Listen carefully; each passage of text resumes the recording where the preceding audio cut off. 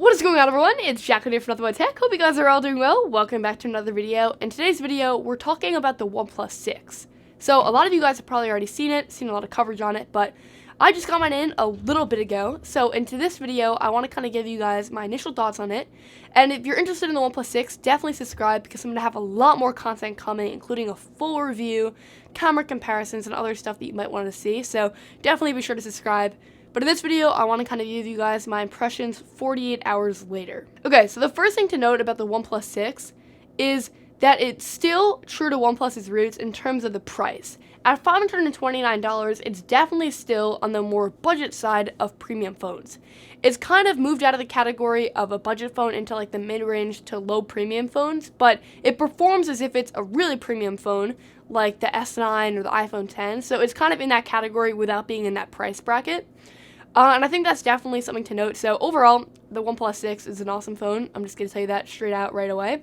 But definitely OnePlus had to cut out a couple things, or a little bit more than a couple, to make this the price that it is. And you're going to see those things. It just matters to you if they're a big deal to you and if they're a deal breaker. I don't think most of them are, if any. But let me kind of run down what you're going to get with this phone. The first thing you're going to get is a very 2018 design. So you're going to get the vertical cameras, a notch up top, a small notch up top, and you're going to get the glass back and the fingerprints that come with that on this version. This is like the mirror black version, but on the matte black version, which is kind of like a frosted glass, you're not really going to get a lot of fingerprints. The mirror black version is very nice, and it kind of looks like other flagships on the market, whereas the matte black version, you can't even really tell it's glass.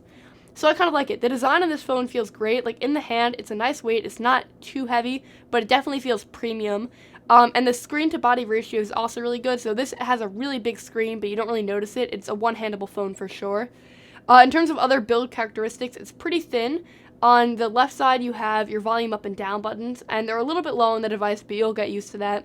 And then on the right side, you have your like switch, which is kind of signature to OnePlus, and this will be like your notification switch. And then you have your power button, and they're both in pretty great places. The buttons on here are really easy to control, and they're very tactile and clicky. When we flip over to the back, you're going to see a ton of fingerprints, as I already said on this version. Your vertical cameras, your flash, and then underneath that, a fingerprint scanner, and it's kind of small this year, I noticed while using it. It's not really an issue for me putting my finger on it, and it's far enough away from the cameras that I don't smudge the cameras trying to find it, but it would be nice if it was a little bit bigger, just easier to like touch when you're not using the phone. But it's really fast, very fast to set up, and I'm glad that OnePlus kept the fingerprint sensor, and it's actually really convenient. Like when I'm just holding the phone, my finger naturally goes there. So that is a nice addition, and it opens up the phone really fast. In terms of other biotech ways of getting into the phone, you still have that face unlock, and it's so fast. Like, honestly, it's really nice that you have it, and you can use the fingerprint sensor and the facial scanning in combination, so that's really cool. I want to kind of discuss the display, though, because this is definitely where OnePlus kind of went 2018, and they have a notch. It's a really small notch. It's the smallest I've ever tested. Not that size really matters for a notch, it's still a notch. Looks pretty good though, and with a darker background like the one I have here, you don't really notice the notch that much. If it's really going to be an issue for you, you can add like software black bars so it looks like you just have two normal sized bezels. The bottom bezel is definitely still here, but it's really thin, so you don't really notice it. Again, I went with a darker background, so I really don't notice it. And then in terms of other things that you're probably going to want to note about this phone, the display is just gorgeous. Like when I first got this phone out of the box, I was like, that display is so pretty. The colors are really good. The blacks are really deep. The other colors really pop. I have this blue and pinkish purple background, and I just can't take my eyes off it. Honestly, it's a really good looking display.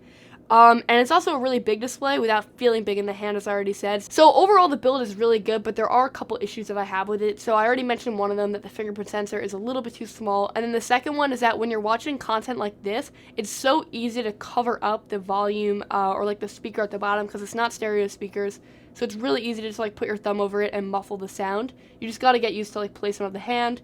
You still have your headphone jack, which a lot of people are really happy with, and you still have USB Type-C. So overall, the build is definitely a win, but the speaker is definitely going to be something that you're going to want to pay attention to. Other things that I've noticed with this phone is I just love stock or near stock Android. I keep coming back to it. It's just so good. Oxygen OS is fluid. It's fast. I opened up the phone and I already had a software update, so it's a really, really nice phone, and the software on it is really smooth and it runs really fast. This comes in a couple different RAM configurations, but the one that I have, which is the lower RAM configuration, runs really fast and it keeps a lot of apps open in the background too, so that should not be an issue. I'm not really a huge fan of looking at specs, but the OnePlus 6 definitely has the latest and the greatest, and it works really well. Another area though where OnePlus kind of cut back, and you can tell that it's not a flagship phone, is the camera. It's pretty good, but it's definitely not like iPhone 10 or S9 or Pixel 2 quality. Marquez Brownlee, a good friend of mine, made a blind test, so if you want to kind of see the OnePlus 6 in comparison to those phones, you should go check out his video on that. I'm also going to do a camera comparison where I kind of compare where the photos kind of fall short, where they excel, so definitely stay tuned for that. But overall, the camera, I would say, is like a B+. Like, it's okay. It will get the job done for the most part, and you do have those two sensors. The selfie camera up front is a wide-angle sensor, and it looks really good too. So overall, the camera experience is not great, but it's not terrible. And for a phone of this price, it's pretty good. So that's kind of my thoughts overall as of now. I haven't really gotten enough time to test out the battery and a couple of other things about just using the phone on a day-to-day. So definitely stay tuned for my full review of it. Let me know what you think of the OnePlus 6 in the comment section down below. Thank you guys all for checking out this quick one, and I hope to catch you guys on the next one. Bye!